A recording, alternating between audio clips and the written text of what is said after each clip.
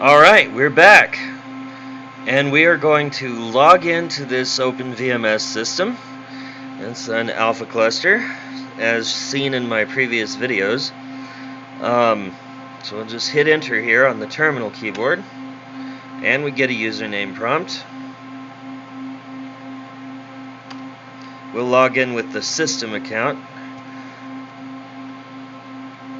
For those of you unfamiliar with OpenVMS, the system account is the OpenVMS rough equivalent of root or administrator on Unix and Windows systems, respectively.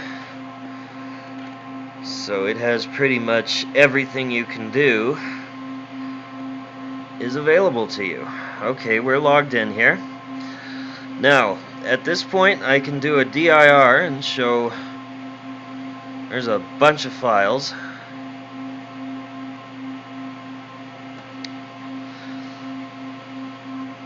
But the only real application of interest on this system, as far as I'm concerned, is DSM, or Digital Standard Mumps.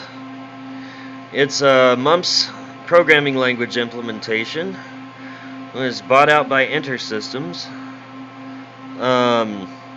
Not available anymore, and I've actually been looking for a copy for quite a while, but have been unsuccessful.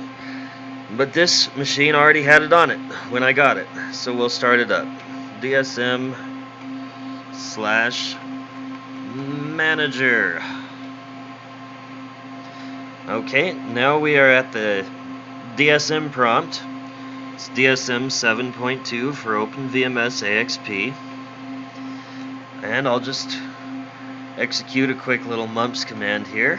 The traditional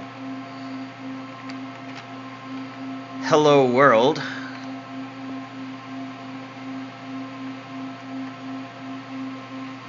And we can see we have a mumps. And it works. So now I will halt out of here. Shows a nice little halt message. And now, since we're done, I'll shut down the system.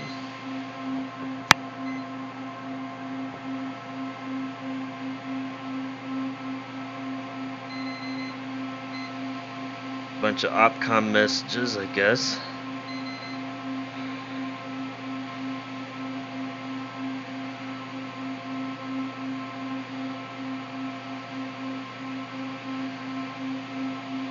Takes a little while to come down, and we are done. And we are back to the what's called the dead sergeant prompt. While we're at it, I guess I may as well do a little bit of demonstration on what the SRM firmware can do. We can do show device. That would be Ethernet. DVA0 is that floppy drive. DKA0 is the system disk. Got a bunch of SCSI devices.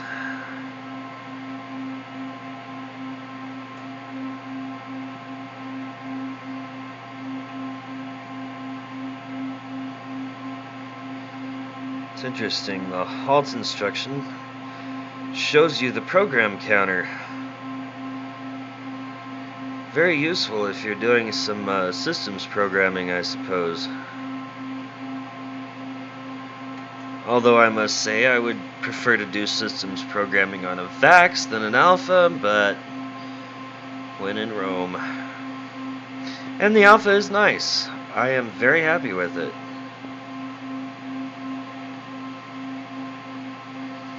Takes a while to recognize all these devices, apparently.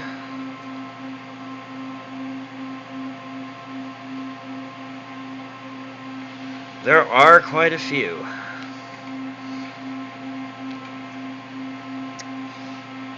Between the two racks, we have 129 hard drives.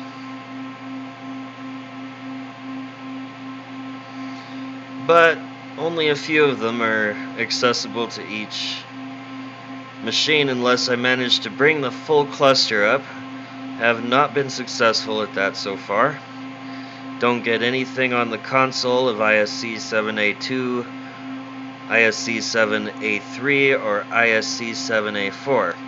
Now I have this handy dandy little switch box, supposed to let me connect all of the 4 machines to a single terminal, but the labeling on the back is not exactly friendly. We have A, B, C, D, and E.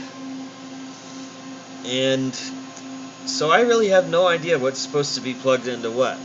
It's been trial and error so far, but A1 works. Now I have tried connecting the other 3 machines directly to the VT510, but no luck there either. So I don't really think it's this basically ancient KVM switch that's causing the problem. Anyway, we are done with this video. Next time we'll look at some of the cluster information perhaps, and hopefully I'll have the cluster up and running by then. Thanks for watching.